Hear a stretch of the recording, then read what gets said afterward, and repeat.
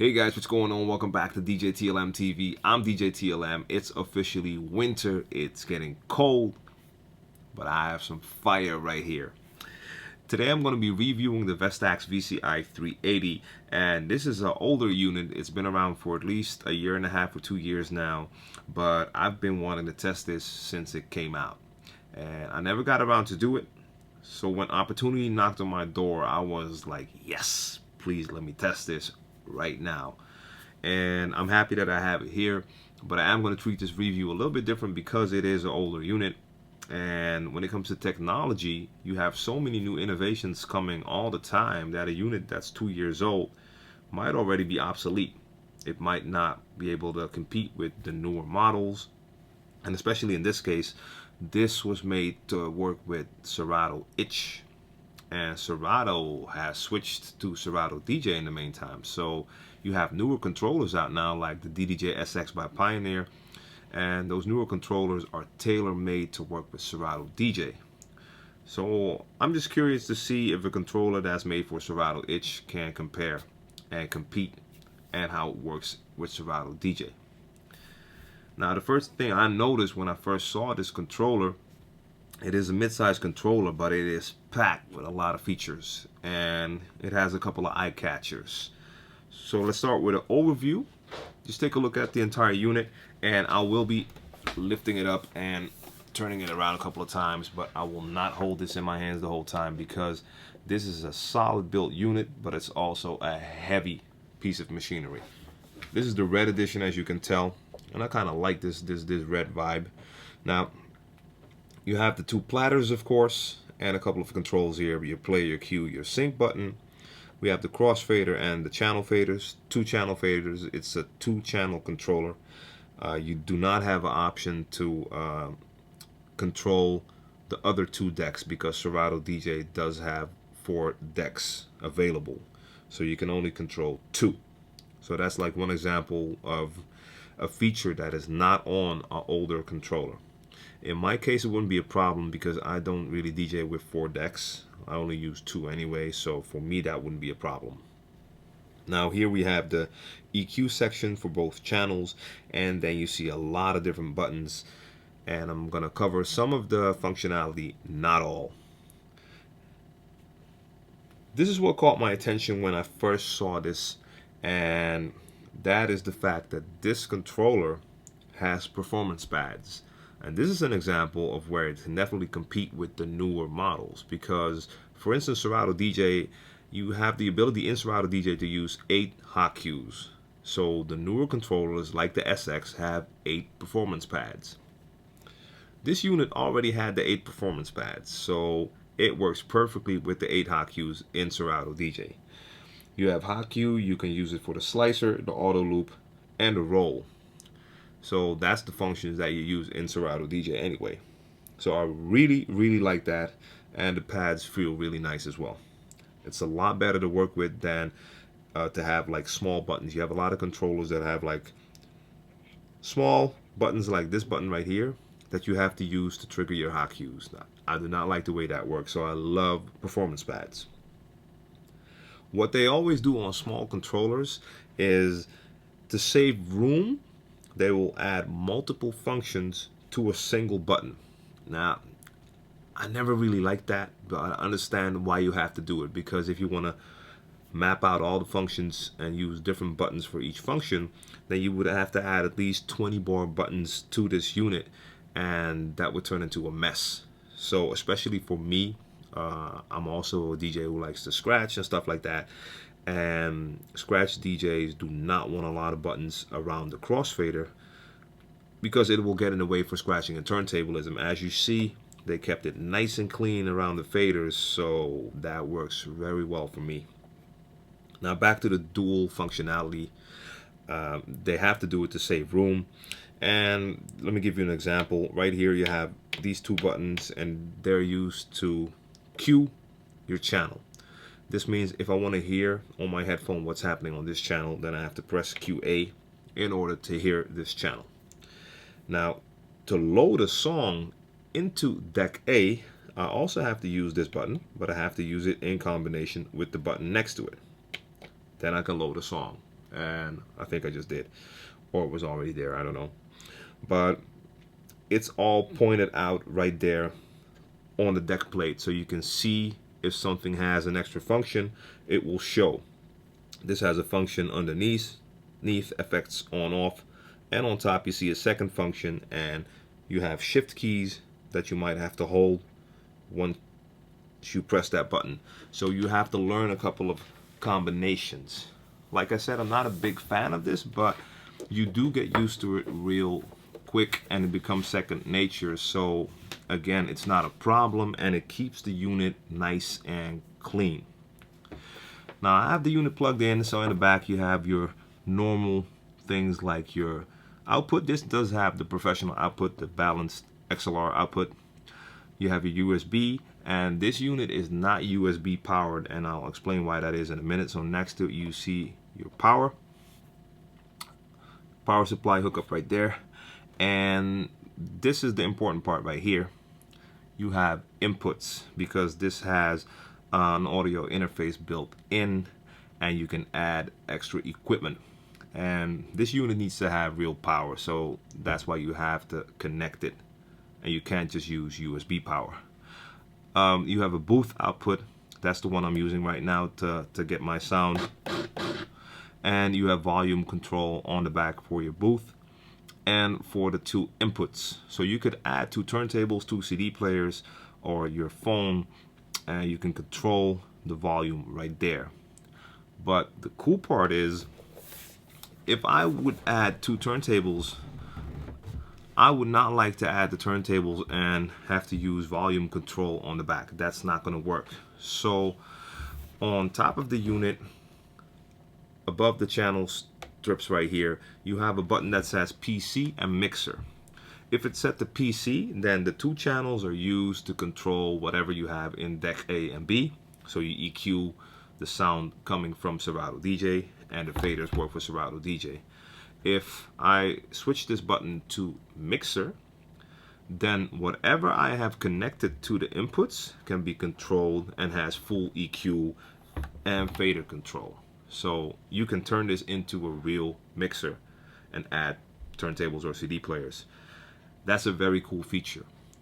One cool way to use that is, for instance, if I had two CD players, I could mix with CDs, have this set to mixer, use the EQ, use the fader, but I could still use, for instance, the sample banks in Serato DJ and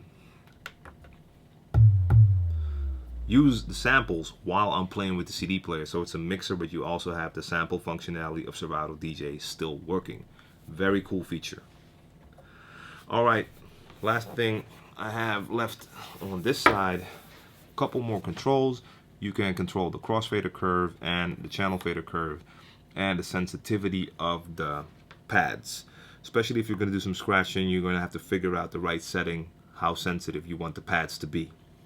On this side you have volume control for your headphones, and you have a dual input, so you have the small plug or the big plug. They both work, and you can choose if you want to listen to your cue or to the master sound on your headphone.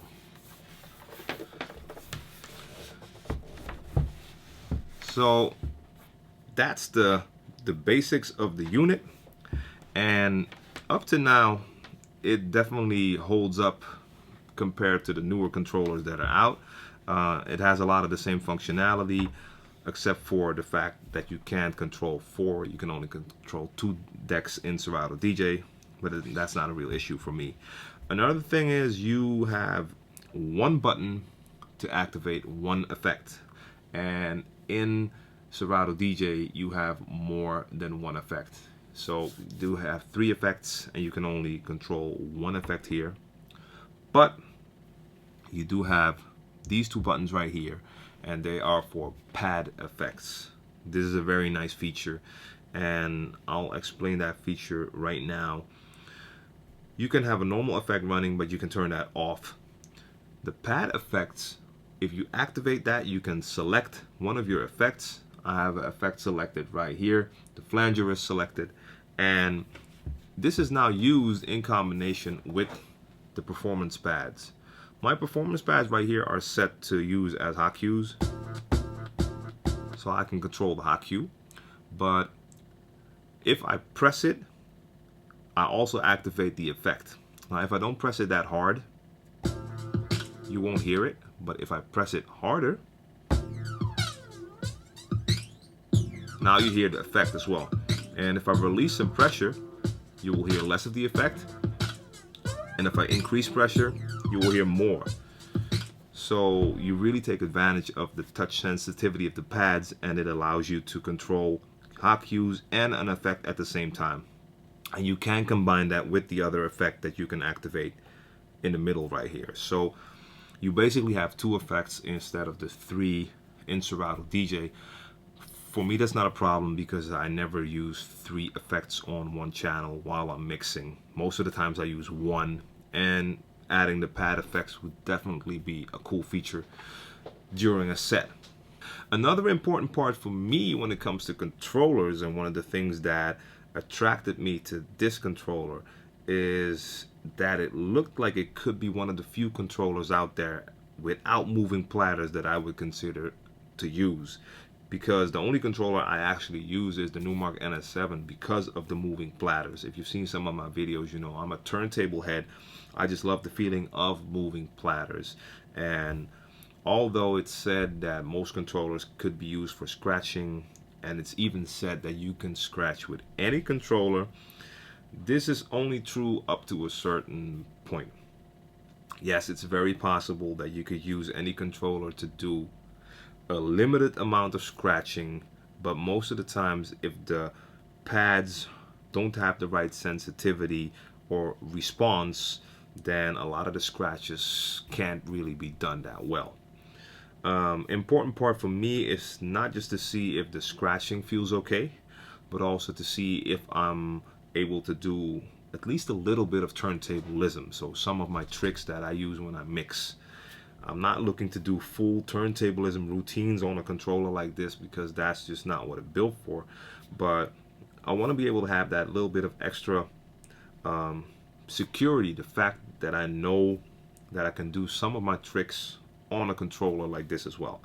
So I did do some testing, and I have to keep in mind for myself that I'm not used to the small pads because it's totally different than using vinyl or even the CDJ, because the CDJ is a lot bigger. So I have to keep in mind that I will have to get used to that feeling. But overall, I did feel that the response was very nice.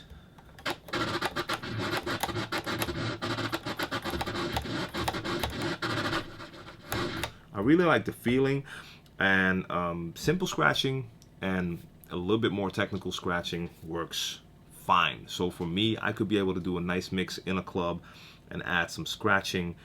But beyond that, I also want to see if I can do some simple turntablism, and that worked up into a certain degree because I felt sometimes that the jog wheels, the pads didn't have the right response. And that's because when you're doing juggling, you're doing a lot of start-stop movements with your hands, and I felt sometimes I pressed it and it wouldn't stop. It would just keep on spinning a little bit. So I might have to do some more work on the touch sensitivity and adjust that more. But I would not try that in a real life set before I do a little bit more practicing. But overall, this controller did have one of the best feelings to use for a little bit of turntablism. Another important part is that the jog wheels have, and you can see it if I start this one, they have the moving light right there, which for me symbolizes my marker. I would have stickers on my vinyl which allow me to see where my sound is. So same here, I know that my scratch sound will start there, so I know how far I have to pull the jog wheel back. That's a very important visual aspect that a turntablist likes to have, because otherwise you have to look at your screen the entire time to see where your sound is. I did not want to look at a screen. Like I mentioned a little bit earlier, you can add equipment and use that equipment but still access the samples it does have the ability to trigger all the samples that are in Serato DJ. Serato Itch had the sample banks as well. You have the 6 sample decks right there, and you have 4 banks, so you can have 24 samples in there. So you can use the pads to trigger those, and you can choose to have those on one channel, or in this case I just have them in the middle, so no matter, it doesn't matter if you're on the deck A or B, or if you have your faders down, you will always hear the sample. But it's a nice feature to have, and it lights up in a different color, so you can always see which one is activated.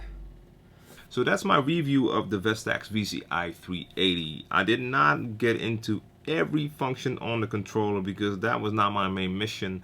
My mission was to see if this controller could compete with the newer controllers that are out, and in my opinion, this is one of the best controllers that I've tried, and I feel that it's right up there with the DDJ-SX, and the SX is tailor-made for Serato DJ. This is 2 years older, but most of the functionality that you have in Serato DJ can be triggered and accessed from this controller, and basically all of the functions that I like to use are right here on this mid-size, very well built, nice looking controller. And it even gives me, well, at least a nice amount of the turntablism feel that I would like to have, especially coming from a small controller with non-moving jog wheels. So I love it. I'm a fan, and this is going on my list of controllers that I would use. If you have any questions or suggestions, or if you're maybe a user of the VCI-380, leave a comment in the comment section down below. Like the video, subscribe to the channel, support djTLMtv. I'll be back real soon with a lot more reviews, and I will be dropping an update because there's a lot of things coming in 2014. Until next time, I'm going to do a little cutting. Peace out.